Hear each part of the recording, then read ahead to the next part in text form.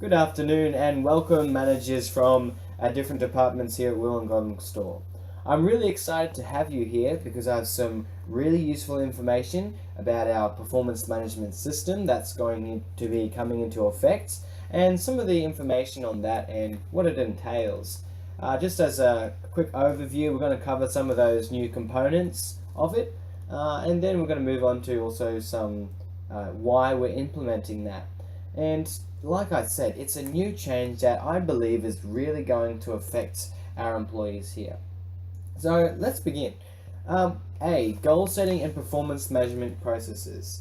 Under this new performance management system, we're going to be setting clear goals for our employees. As you all know and have been learning, is that your goals and your visions are really important if you're going to be able to go anywhere or if you're going to make targets. You can't make a target if you don't have a target. We're going to be doing this by using balanced scorecards. Balanced scorecards are a really useful tool.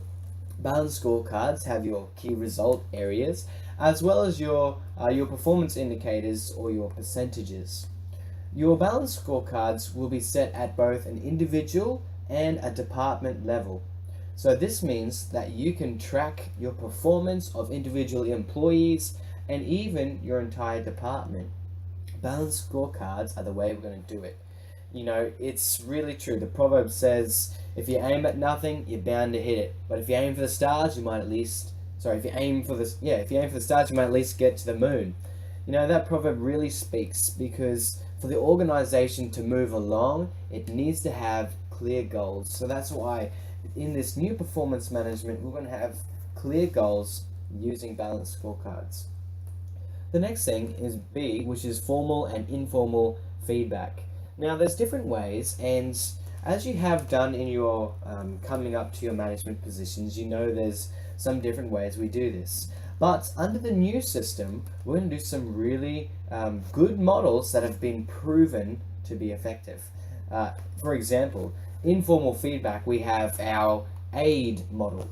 AID stands for AID, Action, Impact, Development. So, for example, say you have an employee who's trying to pick up a large box and it's unsafe to him because it's too heavy and it's too awkward. So you'd say to him, Matt, action. A is action. So you'd say, Matt, I think you're lifting this box which is too heavy for you and too awkward. Then you say the impacts. Matt, because you do this, you might hurt your back, which results in you not being able to work. It results in you not being able to have time with your family as much. And then you go into the development, which means you'd say, Matt, so that way you don't do this, go grab your friend because then you can lift it up together and you can have some teamwork and you're taking care of your back.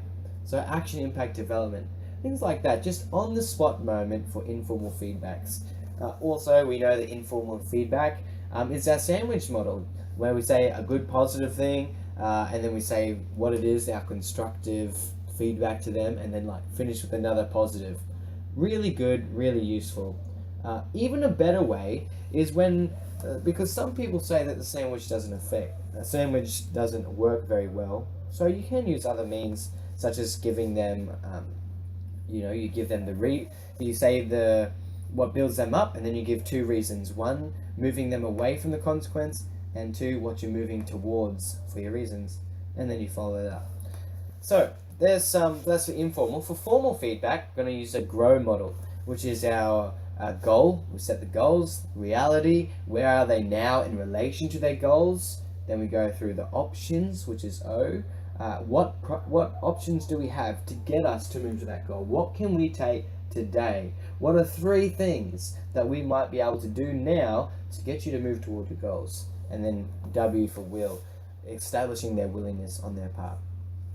There are formal and informal feedback. It's a quick overview, and I'm going to be handing out some more information after we finish this. Also, I'm just going to quickly state in now, the questions can wait for the end. I can see your hands. If we leave our questions to the end, I'll be able to respond to you. Thank you. C, performance reviews and appraisals. Now, these are really important because it allows employees to know how they are performing. I know for myself, when I first joined this job, I wasn't sure what I was doing, and I really appreciated the feedback from my supervisor and from the managers about how I was doing and where I was, if I was meeting expectations or not. The performance appraisals will be there will be formal biannual performance appraisals, and there'll be templates provided for that. We're going with a no surprise methodology, meaning that we give them the job description beforehand, a week before the performance appraisal, and we'll go through that and judging that in the specific procedures, which I'll give to you again later. When it comes to D, our next point, which is monitoring, training, and development, we're really all about making sure that our employees are fully trained and developed. We're going to do these, as I said before, through balanced scorecards, as well as things such as our probationary period assessment forms and also our performance appraisals. Sometimes we may need to outsource our training, and this is totally fine. We have approved budgets for this, which is going to help develop our team, because it's all about our employees. If our employees are fully trained, not only is this required by legislation, but it's also beneficial to us, and it creates a culture of learning and of professionalism that we here at Australian Hardware want. And that's what we're trying to instill into our employees. And so we're going to monitor these through our balanced scorecards. Really, really useful. And last point that I want to say is E for record keeping requirements. Under our policies and procedures here, we're abiding by the standard, which is, if you're wanting to know, let me look my notes, 15489-2002 records management. That's the standard that we are going to abide here by. It's not specific that you need to know that, but you need to be aware of some of the things. I'm going to be producing out a new procedure on how to do this, and you'll be able to get that from the internet. It's really, if you're thinking about it, it's all about an adequate record keeping, as well as privacy and security. So record keeping, privacy, security. We want to make sure that we've got our backs covered in case something happens, as well as allow us to track the performance, just for all those different reasons. When we go on to counselling and disciplinary reasons, it's really important to have these. So these are some of the things that I want you to take away. It's only a very short overview, but these are really important because it's giving you an intro into our performance management system. I'm going to give you some more information in the handout I have, but before I close and before you go back to what you're doing, I just want to explain to you three things: what I hope to achieve, what it addresses, and how this is going to help achieve the deficiencies that we had recognized.